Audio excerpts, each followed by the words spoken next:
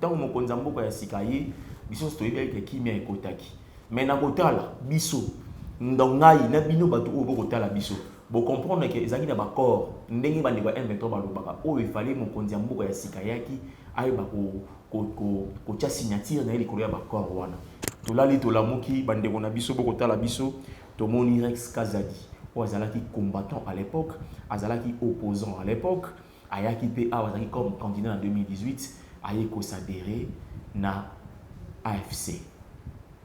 Chers internautes, fidèles téléspectateurs, oui, on peut tout dire. Que Mokonza Mboka oya Nicolas Azamabe, toyi koloba nyonso Mokonza Mboka lelo ko sala eloko te, to koloba nyonso. Mais botika nga muke na rappeler bino ke na mwanda mu oyo Kinshasa ekozwa lelo eza makambo ezalaki te. Na mwanda mu oyo Bandundu oyo Congo Central ekozwa lelo eza maye oyo na kala ezalaki te. Le ka ko mona muta AFC eza po Félix Antoine Tshisekedi Chilombo abimisaki na boloko. Papa Franck, ata Satan na makambo oyo sali ausepela na mote. Là il faut qu'on se le dise vrai. Ata diabulu, ata ndoki, ata Satan na mutu mabe na mokilo makambo oyo sali akotela ote. Ndeko no aya longo ne sika pasi oyo zalaki bima ne sika oyo pasi. Zwa liberté na yo, za lokola mutu nyonso. Sala makambo lokola mutu nyonso. Mais pour na poste oyo zuite. Pour na candidature oyo tchaki Congolais a voté ote pour na par exemple tout le bagete profil na yo na makambo na ye o population lingi ekosimba te. Yo no kati simba ko kesi ya mandoki. Na ko rappeler bino ndeko na so Franck Diongo atika TV na yimoko bandeko boyebi za Movie Channel eza ndeko. Salut chers internautes, salut fidèles téléspectateurs, salut les amoureux de RDC Réalité. Nous voici encore une fois dans la réalité. Oui, face à la réalité, votre émission du quotidien. Face à la réalité, votre émission du jour au lendemain. Face à la réalité, une manière stratégique d'entrer en contact avec vous dès ce matin, dès cet après-midi, dès cet avant-midi, dès Nyosobolinga. Nous sommes bien sûr en République démocratique du Congo, précisément à Kinshasa, la capitale. Face à la réalité, Rex Kazadi, un ancien opposant, donc combattant à l'époque, rejoint l'AFC de M. Corneille Nangaa. Les détails dans cette émission, bien sûr, face à la réalité. Face à la réalité, un autre opposant au nom de Franck Diongo vient encore une fois de rejoindre le Nangaa de l'AFC. Donc comprenez que les politiciens belé babatama na sima ya ba poste tellement bazo ba poste été et que même na rébellion. Face à la réalité, chers internautes, on va parler les problématiques de la République démocratique du Congo, précisément ici à Kinshasa, la capitale. Face à la réalité, on va prendre aussi dans cette émission, bien sûr, le problème de l'insécurité à l'est du Congo. Donc ça date de très longtemps et aujourd'hui nous avons quand même eu le temps de faire une recherche par rapport à notre émission face à la réalité et bon comprendre les choses que l'insécurité et bandi les lotés et banda mwakala. Mais quand même on peut applaudir monsieur Félix Antoine Tshisekedi Tshilombo, notre président. Pourquoi? Parce qu'il a quand même osé, encore une fois, il y a mekamwa muke komema kimia na bakor ya buzoba oyo ekangaki Congo na biso na makambo belé et mokonzi mboka ani kotomola mbongo pour quand même solution ezala solution ya libela ezala solution mongo était le loi pour lobby comment mouvement échanger comme solution ya libela problème na ye ya ngwana donc bon moi l'émission oyo et sécurité makambo ya sécurité na est bana kala. Donc le premier président de la République démocratique du Congo, M. Kasavubu, je cite paix à son nom, à l'obéla de sécurité à l'époque. Deuxième président de la République démocratique du Congo, M. Joseph Désiré Mobutu, à l'obéla de sécurité, guerre de l'Est, à l'Est bien sûr. Et troisième président, Joseph Kabila Kabange, à l'obéla de sécurité, mais sauf qu'il est au comprendre que à Salagi Maramu Mingi, dans Koukou, où il a accès à Kimi Ekota, Kimi na CC, Kimi Zari, dans le Félix Antoine Tshisekedi. Azofuta. Boye bango azofuta ngo pourquoi? Pour alobi bakor wana il faut ici là. Congo faut telema sika, Congo faut que na ndenge nango et tokozo na susu na simate. Chers internautes, fidèles téléspectateurs, les amoureux de cette très belle émission face à la réalité. Nous voici encore une fois tokomeka mwa mukie kusola na binoni na talisa bino na basango. Tokoma wana. Mais avant quand même il y a encore na ba problème nyonso o tozana na kati ya mboka.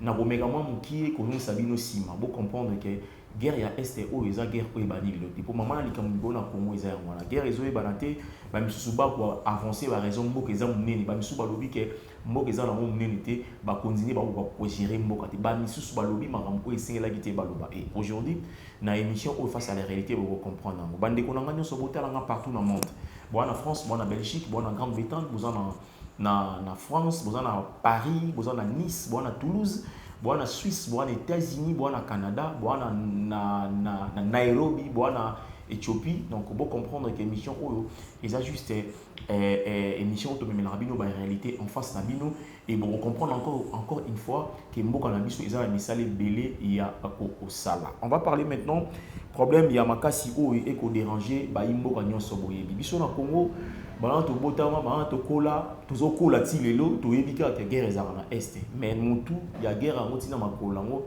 et bana rabete tantôt ba utu na batuti tantôt armée rwandaise bakotaki na armée soki burundaise babundaki tantôt armée ougandaise akotaki babundaki mais grâce ya mutu moko oyo aza bongo son excellence Félix Antoine Tshisekedi Tshilombo tomo comprendre ba réalité mususu na République démocratique du Congo et lelo bozomona avant tout na maman na likambo eza insécurité bota la premier président ya République démocratique du Congo alobaka mangam ya insécurité au Rwanda abara déjà ko menacer biso à l'époque botala interview o to mokela ka mobino mona yango et puis to ozonga poto mekamo mke ko sala synthèse yango botala.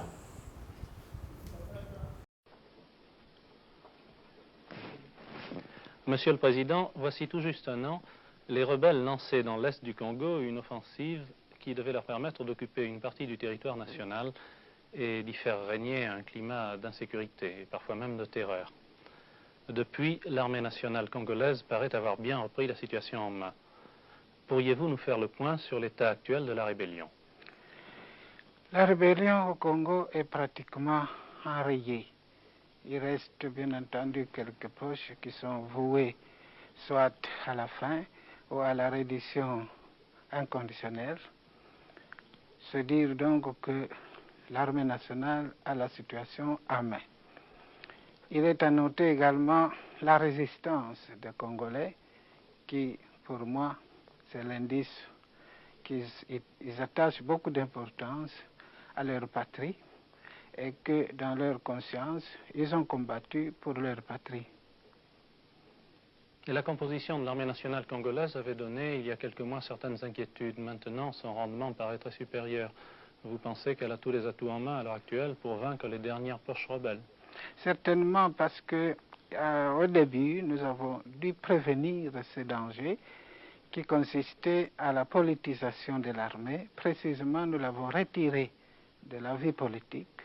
Et à partir de ce moment, l'armée nationale a fait de son mieux pour arriver au stade qu'il est arrivé maintenant. Pensez-vous avoir encore besoin des mercenaires pendant quelque temps? Nous avons fait des accords d'assistance technique, n'est-ce pas, avec des pays amis qui nous fourniront les instructeurs. Il s'agit toujours de cette question de réorganisation de notre armée qui actuellement atteint un niveau tel que vous voyez le résultat auquel il arrive. Cette affaire-là de mercenaires, il est évident que je devrais vous faire un petit aperçu général à quoi cela a rimé. C'est parce qu'au moment où nous avons repris le Katanga, tout ça c'était des questions litigieuses.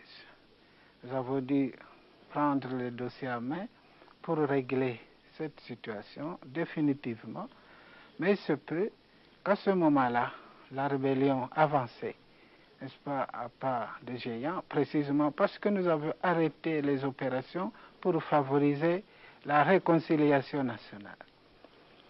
Entre-temps, nous n'avions pas encore signé des accords avec ce pays ami pour des cas semblables, qu'il s'agisse de guerre ou bien de la rébellion. Alors, à ce moment-là, il fallait bien utiliser ce qu'on avait entre les mains. Et maintenant que la rébellion est terminée, n'est-ce pas, nous envisageons d'autres solutions beaucoup plus conformes à des situations normales. Vous allez bientôt entreprendre, Monsieur le Président, un voyage de plusieurs jours à travers l'ensemble du pays. Quel est le but de ce voyage? Le but de ce voyage, comme vous avez pu le remarquer, c'est d'apporter le réconfort moral et matériel à ces populations qui ont bien mérité par leur résistance contre la rébellion. Et bien entendu, nous avons beaucoup de responsabilités sur ces populations. Il est tout à fait normal que le chef de l'État les visite le plus régulièrement possible. Si auparavant il n'y a pas eu de possibilité de les visiter, c'est précisément parce qu'il fallait tenir d'abord le coup d'un côté. Quand on est sûr de l'autre, on peut alors se déplacer pour aller assurer l'autre côté. Vous avez vu ce qui s'est passé. Il fallait bien que nous nous maintenions d'abord dans la capitale pour former un noyau de résistance qui était solide et qui s'est répandu dans la province. Maintenant, il est possible que nous nous déplacions pour visiter ces populations. Vous allez donc vous rendre plus particulièrement dans des régions récemment libérées. Est-ce que vous pensez qu'il y a là-bas toute sécurité? D'abord, nous visitons les régions qui ont été libérées et ensuite nous visiterons également les populations qui n'ont pas subi l'influence de la rébellion. Parce qu'ici, il faut apporter aux uns comme aux autres la sollicitude du gouvernement. Et là, en ce qui concerne la sécurité, le militaire ne se demande pas s'il y a sécurité ou pas sécurité, il doit remplir sa mission, il n'y a rien à faire, on y va. Les élections qui se sont déroulées au mois d'avril, Monsieur le Président, semblent démontrer, bien que leur résultat n'ait pas encore été proclamé, le désir du peuple congolais de retrouver une certaine stabilité politique et même une véritable unité nationale. Comment voyez-vous l'avenir politique du Congo après ces élections? Après ces élections, c'est l'étape cruciale pour nous, pour passer du moment qu'on appelle le temps de croissance à la stabilité réelle. C'est-à-dire qu'auparavant, on avait ce qu'on appelait la loi fondamentale qui prêtait à tout commentaire comme à toute protestation. Maintenant, les Congolais ont fait leur constitution de leur façon et adaptée à leurs mœurs. Cette constitution a prévu justement ces étapes qui viennent de se dérouler normalement à partir de la promulgation plutôt de référendum, promulgation, maintenant les élections se passent, on va installer toutes les institutions nationales et pour nous c'est le commencement d'une stabilité beaucoup plus importante que ce que nous avons vécu jusqu'à maintenant. Il faut bien faire ce qu'on appelle des restrictions parce que des pays plus vieilles que nous ont connu encore l'une ou l'autre chose au cours de leur vie, mais ce qui compte, c'est la vie générale. Quand la vie générale peut offrir le maximum de garanties pour la sécurité de tout le monde, on peut considérer que ce pays a atteint la stabilité politique désirée. Que pensez-vous de l'action du président Tshombe depuis qu'il est Premier ministre, c'est-à-dire depuis bientôt un an? Nous avons formé ce qu'on appelle un gouvernement de transition, qui a assuré sa mission, qui était la relance économique, la pacification du pays et la préparation des élections. Ce programme va avoir touché sa fin et nous continuons parce que tout ce que nous sommes en train de faire maintenant, tout ça est prévu par la loi. Nous ne pouvons plus maintenant nous permettre de nous écarter des lignes qui ont été faites par la Constitution. Les prochaines élections présidentielles qui doivent avoir lieu en principe dans quelques mois, comptez-vous vous représenter ou pensez-vous que le président Tshombe présentera lui aussi sa candidature? En ce qui me concerne, il est évident que je représenterai ma candidature. Pour la seconde partie de votre question, je ne sais pas répondre à la place d'un autre. Le Congo, Monsieur le Président, est un des États les plus riches d'Afrique en ressources naturelles. Pourriez-vous nous parler de la situation économique actuelle et de la position du gouvernement congolais en ce qui concerne les investissements étrangers et les garanties qui leur sont accordées? ce qui est à faire remarquer d'abord, c'est que malgré l'agitation des rebelles, l'économie congolaise a tenu quand même debout. Il s'agit de remettre tout ce qui a été détruit par les rebelles en marche. Tout va continuer. J'ai constaté évidemment en province, comme à Léopoldville, cette bonne volonté de recommencer le travail, quoi qu'il en coûte, sans... Toye, tokomi siko na tango ya Laurent Désiré Kabila. Laurent Désiré Kabila na histoire, akena ko luka ba soda rwandais na ba soda ougandais na ba soda burundais. Ba sala ba pesa ye maboko aya ko renverser pouvoir ya maréchal Mobutu à l'époque. Chose o esalemaki et toyebi sur histoire na 97 Kabila le père ndenge to bengaka ye akomaki na République démocratique du Congo azwaki pouvoir. Et tant azwaki pouvoir après quelques temps toyebaki o esalemaki ndenge esalemaki. Après wana ba Rwandais sengaki po bazonga na mboka na bango po kima e ba kota na République démocratique du Congo. Mais tango ba Rwandais bazongaki esika mama na likambo bandaki ya wana bitumba ezalaki makambo ebele ebele mpona biso nyonso toyebeki kaka ete faute ezalaki ya musée Laurent Désiré Kabila mpo apesaki bango oyo bango basengaki te. Mais boyoka ye moko ndenge amekaki kobelela kolamusa population, boyoka ye moko ndenge amekaki komema peuple na ye donc aréveille bango ke mabe ezoya biso nyonso fo tobongama botala yango et puis tozonga mpo tocontinue malema na émission oyo face à la réalité. Le peuple doit se mobiliser, tout le monde se préparer pour confronter l'ennemi. Dans chaque village, les gens doivent prendre les armes, même les armes traditionnelles, les flèches, les lances et autres choses. L'essentiel est d'écraser l'ennemi parce que sinon on va devenir l'esclave de ce petit messier de Hutu, de Tutsi plutôt. C'est donc... Bolandi bakongomani, ba nyonso bozali bana ya mboka, botali 3 présidents au na lakisi bino. Botali Joseph Kasavubu, botali Joseph Désiré Mobutu, botali na Laurent Désiré Kabila. Botali ba président bisatu o ba ko lobaleli kamu ya insécurité na este. Problème oyo Joseph Kabila tango ayeko ya na 2001. Amekaki pe mwa muke kovandisa tempo na sendenge toloba. Tomonaki tokendaki na 4+1 o ezaki lisolo.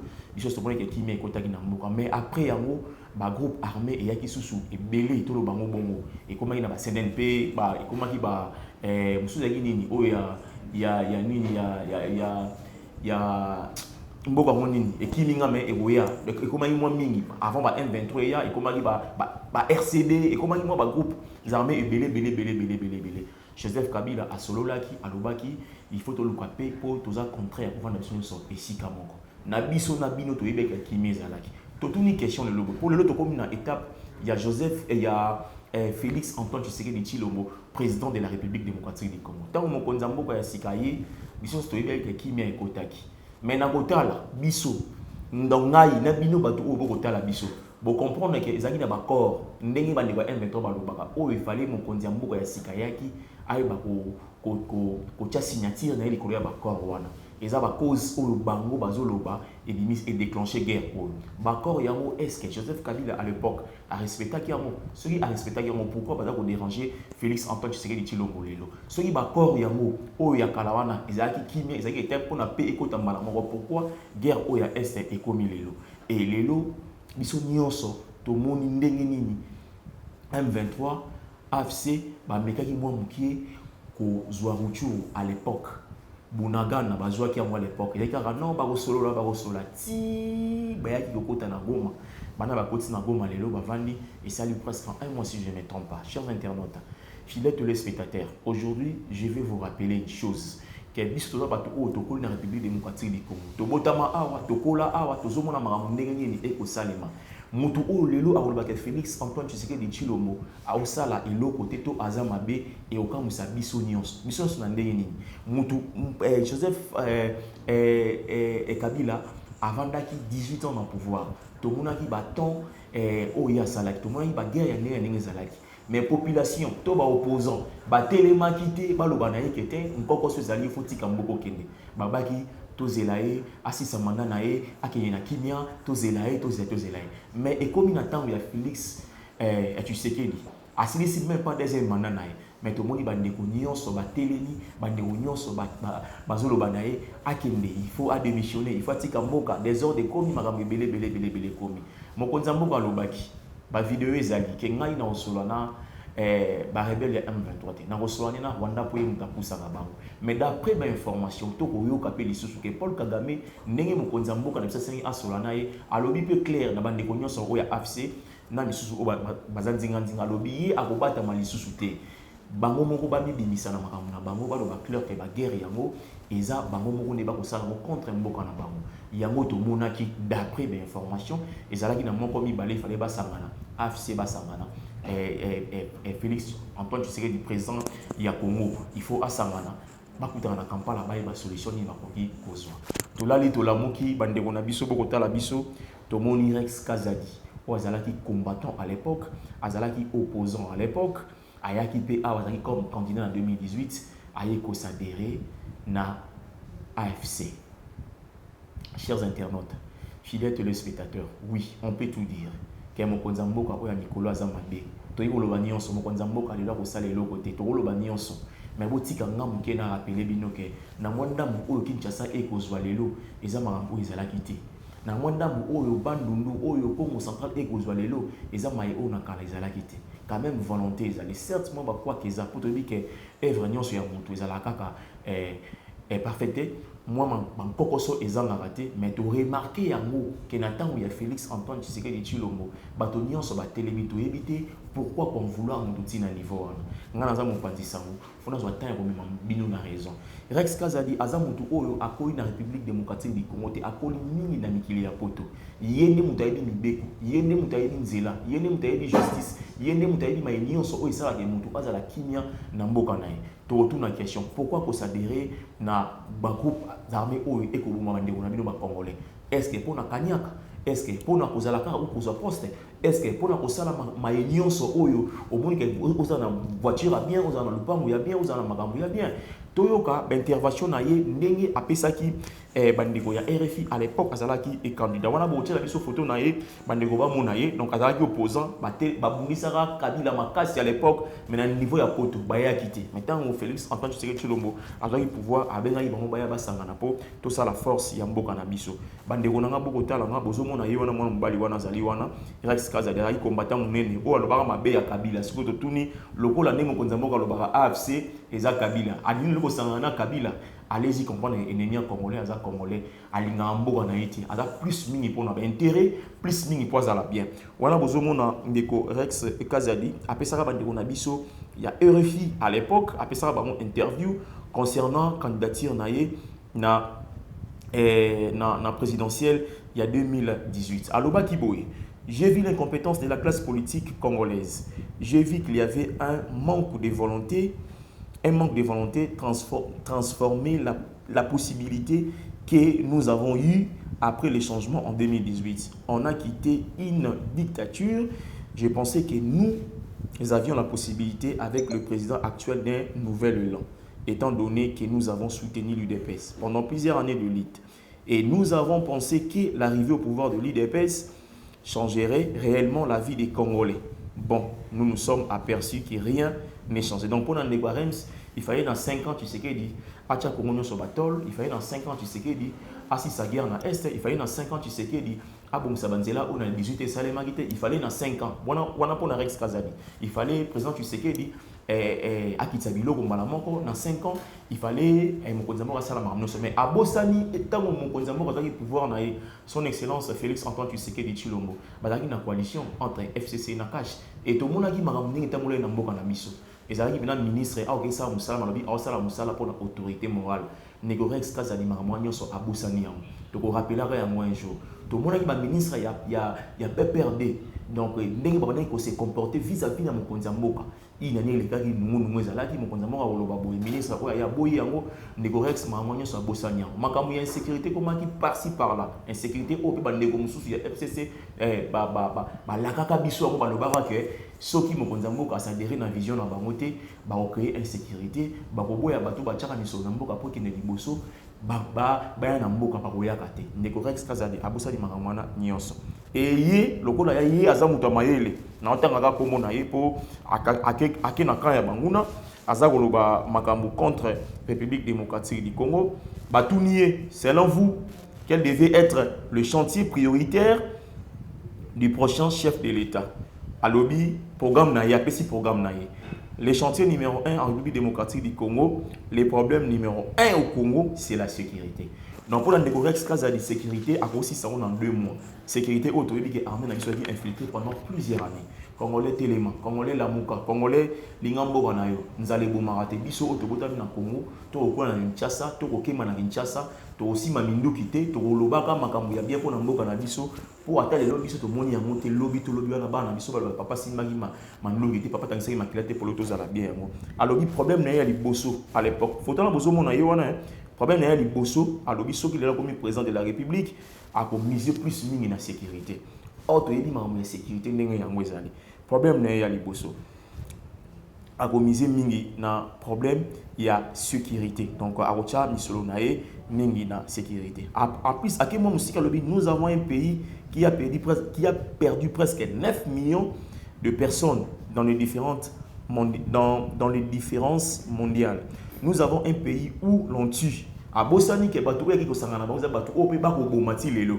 Négocier ce qu'il à Bossani ango. À Lobi où on viole matin, midi, soir. Nous avons un pays où une partie des Congolais ne pourront pas voter pour la simple et unique raison que le pays est coupé. Nous avons un pays où les militaires se battent quasiment sans moyens. Nous avons un pays où les chefs de l'État, au lieu de s'organiser et organiser l'armée congolaise, préfèrent payer le mercenaire étranger pour sous-traitance de sécurité de biens et des personnes dans ces pays. Bisoto Tunibo, pour la réalité. Négorex Kazali. Yo onimi Kagame oya pesi Corneille Nanga mission ya koboma ba Congolais yem to aromema kimia na Congo.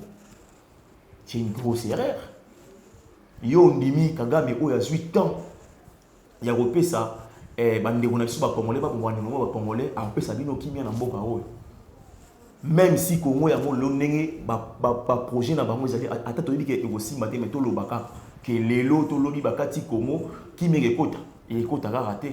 Pour te dire, moi, bisoga yé, ataï na liloba ya nzambe, ayaka toujours na ba mission na yé maléfique, ayaka toujours na ba programme na yé, ba idée na yé oyo, ezaya mabe koleka. Et natangeli bino pe ba mingi oyo ba koya na Congo lelo, ba okoma lelo ba rebelle za bato ba ela biso na nzela ya Biblia. Tokotanga Laurent Kunda, tokotanga Makanika, tokotanga nandeko na biso oyo ya suka Corneille Nanga. Ndandeko nanga bokotala nga Rex Kazali, a jugé na yé bon.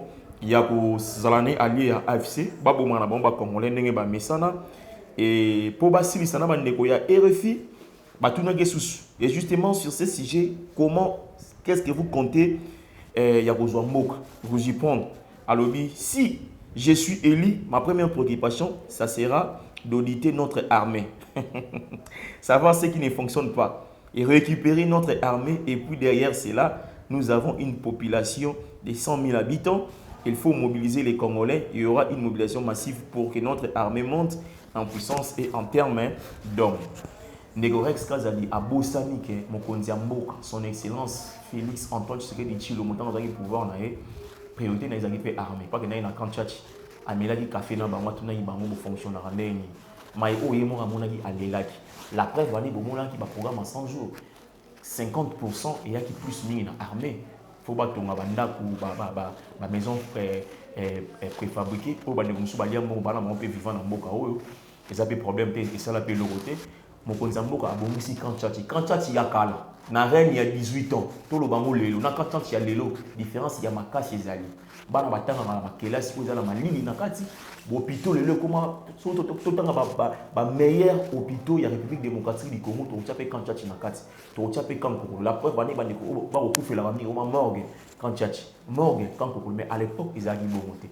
Congolais a besoin de mbang pourquoi? Congolais pourquoi monter manaï ezanali kundu makasi? Congolais pourquoi monter manaï mwindu makasi?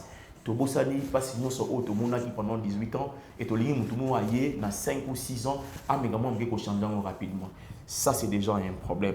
Ndekwandimi naye koko manaï rebelle a sangani nyana ba AFC a lobbyé pour naye eza clairement que M23 yem dans un changement na AFC bon même changement na mboka oyo. On est à Ndeko Rex Kazadi ozalaki moko ya ba combattant pe azalaki opposant munene mais les lois ndimina aussi Maminduki. Congolais et Congolaises. Moi je suis un journaliste. Tout ce que moi je peux faire c'est toujours parler hein ya ko panza sango ya mai oto ko mona lelo. Biso to kona Kinshasa bana to botama. Kemba ti lelo na ko kemba ti lelo. Na sapato ya bien te, na mutuka te, na chemise ya bien te, na eloko ya bien te. Mais na aussi Mamunduki te pona bomande on Congolais po bango pe bazaka ka batu oyo bayaki na mokilo kwa ngai. Po ti lelo to ko kemba, ngape na ko kemba na basamoi ya ko mataka bangomba ya ko sala des missions ya ko bimaka na balaba ko lakisa mainyoso o mboka e kozala. Na lobi yango bakoko na biso à l'époque on lo botanga un jour mboka ekobonga. To komi sika o to komi mboka esika to ngeto koma ekomi on te ma jamais to ikoboya papa par exemple po papa pesi biso ya kolia te. On les a retenir. Rex Kazadi andimi nae kokangama na ba rebelle po aboma nae bandeko nae ba congolais. On les a ki mutu aliboso et mutu alibale ko lobalanga mais stani o lobaki yango na sommet o laksi biso ngote ya mibale za Franck Diongo. Ah na sekina tina ya mibale za Franck Diongo. Franck Diongo ye azalaki député national na bandeko boyebite photo boko mona na za Franck Diongo. Azalaki député national. Na kosenga pena na ndeko sen cameraman na biso, lukela biso photo oyo ba sambi sans Franck Diongo azana soki na civière na tango ya Joseph Kabila na assemblée nationale. Ba chaye donc ocha mai ocha makila mais bazo sambi sa ko ba memai na boloko et puis salima pe ko ba memai na boloko. Franck Diongo akota ki boloko. Soki lelo azali banda, soki lelo abimi, soki lelo ake na Uganda po aleka po mana muta AFC za po Félix Antoine Tshisekedi Chilombo abimisake na boloko. Papa Franck, ata Satan na ma oyo sali au sepela na mote. Là il faut qu'on se le dise vrai. Ata diabulu, ata ndoki, ata Satan na muta mabe na mokilo ma oyo sali au côté la ote. Ndeko no ya longo ne sika pasi oyo zalaki bima ne sika oyo pasi. Zwa liberté na yo, za lokola mutu nyonso. Sala makambo lokola mutu nyonso. Mais pour na poste oyo zuite, pour na candidature oyo tchaki Congolais a voté yote pour na par exemple to lo bakete profil na yo na makambo na ye o population lingi ekosimba te. Yo no kati simba ko kesi ya mandoki. Na ko rappeler bino ne ko so Franck Diongo atika TV na yimo na bandeko boyebi za Movie Channel. Eza ndeko TV ya ndeko Franck Diongo zala ana Gombe a. Si lelo soki bandeko na bafutama mingi na 5 ans au TV ngosali et on se apesa mon salaire 2 fois. Parce que muta bongo yona mutu abongisa ba congolais, yona mutu a changer ba congolais, tozwa mayele. La réalité, Franck Diongo alandi Corneille Nanga. Franck Diongo a commis une rebelle. Franck Diongo a simi mandoki. Franck Diongo a limi ko boma ba congolais pour na ba intérêt na ye. Franck Diongo a limi ko sala nyonso ya mabe kaka kwa zo mbongo. Ba congolais obota la ngai partout dans le monde. Ngande ko na bino na ebisi bino boye. Na Kinshasa, na Congo, Franck Diongo azangi lupangu te. Papa Franck Diongo azangi mutuka te. Papa Franck Diongo azangi mbongo ya ko voyager te. Papa Franck Diongo azangi mbongo ya ko kabela ba makangu na ete. Mais pona lo koso ya pouvoir to lo ba ya mobongo. Po mutalinga za kaka ministre, mutalinga za kaka député. Mutu alinga za kaka sénateur, mutu alinga za kaka je sais pas mandataire. Mutu za kaka gouverneur ya province mo Songolo. Soki azui yango te faka ngosina minuki. Biso ba na oyo ba papa batangisi biso ba komata chef du quartier te o du quartier na commune mo ba koma yango te. Akomata soki caissière te na commune à l'état koma yango te. Bazo vivre te. Faut za kaka ba na bino, faut za kaka bino za kaka soki kaka esimbité bokesi ya mandoki. Qu'est-ce que nous pouvons retenir par rapport à la Koti pour na comme dako chité na ngai bakela na Corneille Nanga bande ko na biso congolais ke to bosa na mingi nanga lobi kuna a rozonga ya mususu après 5 ans 6 ans biso monga to betele maboko wa osala ki bien osala ité asali beta sali mabe asali beta sali mabe pour so retourner Corneille Nanga raison ni oyo sili mandoki a William Mbebo pour azana ba député na ye o ya pesa na mboka ana batu na ye oyo pe na époque wana ya passation au pouvoir moins 4 moins 5 bakota ki pe bazalaki manino sima mandoki congolais la muka congolais telema Congolais linga mboka na yo. Congo za mboka na biso mobimba. Eza face à la réalité. Tout le monde na réalité pour comprendre. Biso na Congo to souffrir, biso na Congo to nyoko. Neti nga na bandi lisusu. Na pantalon ya bien te, na chemise ya bien te, na logo te, mais non si maman ndoki te. Po na mboka na ngai, po na maïnyoso o mboka o esala po na ngai. Émission face à la réalité le lomo pour le sili, ba tout ceux qui boyer, tout na imona mobali o alobi nini, eza na mo facile, bo s'abonner massivement pour rater logo te, bo zanga appel logo te. Merci na maïnyoso o boko tia loboko na mesa pour pesa biso, entre autres Fanny Moukania, entre autres Plamedi Mampouya, entre autres DT Oussel. Donc tout ça là qui analyse tout à Sabino, nous nini oye koleka na kati ya mboka bandeko oyo bandimi ko sia mandoki bakei na bango pour pouvoir bapaya. Nzamba sunga Congo, nzamba batela Congo, nzamba bengisa Congo ndenge ba yimboka balobaka to kutani na banaliza bikolo sur ya pona émission oyo face à la réalité.